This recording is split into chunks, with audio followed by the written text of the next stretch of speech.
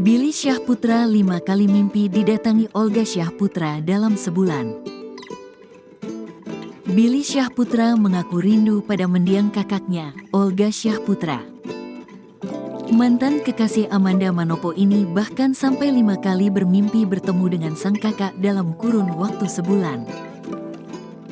Ya mungkin teman-teman yang dimimpiin mungkin ya temannya kangen atau memang almarhum juga kangen dengan teman-temannya, mungkin seperti itu.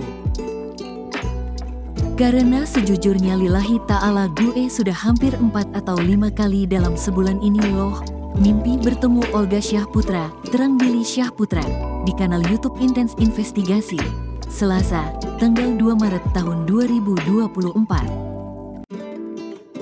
Sayangnya, Billy mengungkapkan Olga Syahputra tidak berbicara apapun padanya. Dia nggak ngomong apa-apa, nggak cerita apa-apa, kayak cuma sekilas gitu dalam mimpi gue.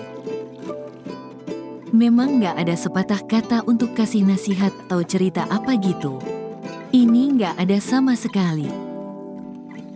Memang pure, bermimpi bertemu Olga Syahputra, tapi udah hampir 4-5 kali dimimpiin.